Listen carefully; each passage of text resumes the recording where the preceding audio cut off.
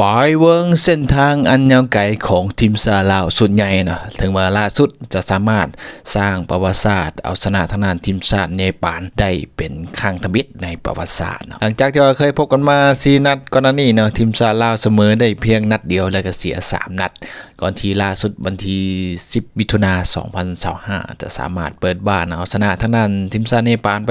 2-1เนาะให้ได้สร้างประวัติศาสตร์ในการแข่งขันบาเตะชิงแชมป์อาเซียน2027รอบคัดเลือกรอบสุดท้ายนะผ่านไป2นัดทีมซาลาวมีอยู่3คะแนนก็ยังนักใจกันอยู่เนาะเพราะนัดที่3จะได้พบกับ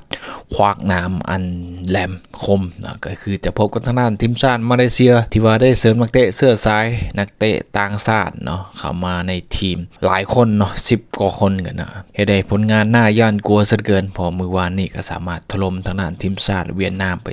4-0เป็นด่านที่นักหนาสาหัสสำหรับทีมชาติลาวเฮานะก่อนจะไปเบิ่งจุดนั้นเฮาไปเบิ่งผลงานของทีมชาติลาวกันก่อนเนาะในมือวานนี้10มิถุนายน2025ก็สามารถเอาชนะทางด้านทีมชาติเนปาลไป 2-1 ซึ่งว่าประตูทมิตก็ได้จากทางด้านดามดทองคำสวัสดิ์จากจังหวะที่ว่าเตะมุมเนาะเป็นทางด้าน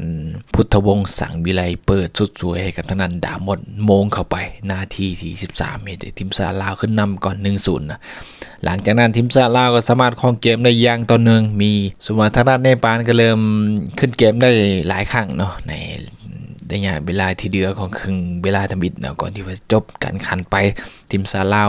นำอยู่ 1-0 ส่วนโดยครึ่งเวลาที่2เนาะบ่ดนเนาะทีมซาลาวมาได้ประตูที่2นาทีที่49จากการยิงสวยๆของทางด้านปีเตอร์พันธวงศ์เนาะได้บานอยู่บริเวณ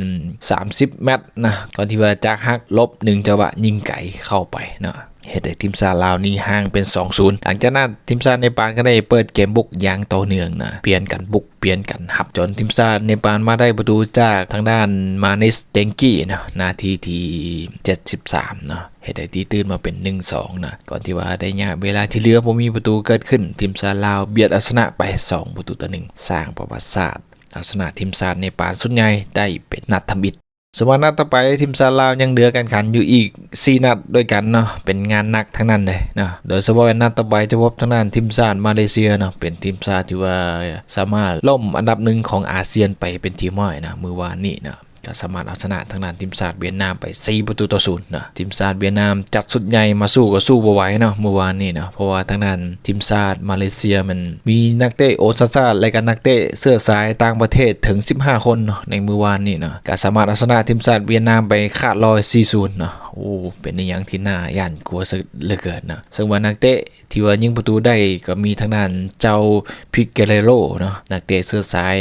บราซิลมาเลเซียนะและอีกคนนึงจะเป็นโดดิโกโฮกาโดนักเตะเสื้อสายอาร์เจนตินามาเลเซียนะส่วนอีก2คนที่ว่ายิงประตูได้ก็เป็นทางด้านลาเวียคอบินอองและก็ดิออนครูซก็เป็นงานหนักของทีมชาติลาวสุดใหญ่เนาะเพราะว่านัดต่อไปจะได้พบกับทางด้านทีมชาติมาเลเซียนะในวันที่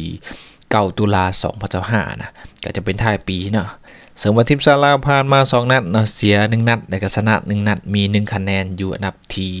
3ของตารางคะแนนรวมเนาะส่วนมาเลเซียอยู่ที่1ของกลุ่มเนาะก็คือกลุ่ม F ในรอบคัดเลือกรอบสุดท้ายนะส่วนเวียดนามมี3คะแนนอยู่อันดับที่2เนปาล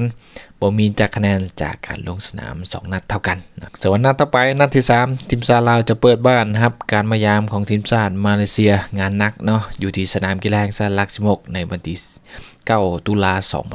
2025และก็นัดที่4จะบุกไปยามทางด้านทีมชาติมาเลเซียในวันที่14 ตุลาคม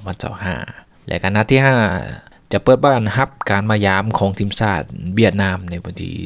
18 พฤศจิกายน2025และก็นัดสุดท้ายรอบแบ่งกลุ่ม F จะบุกไปยามทางด้านทีมชาติเนปาลในวันที่31 มีนาคม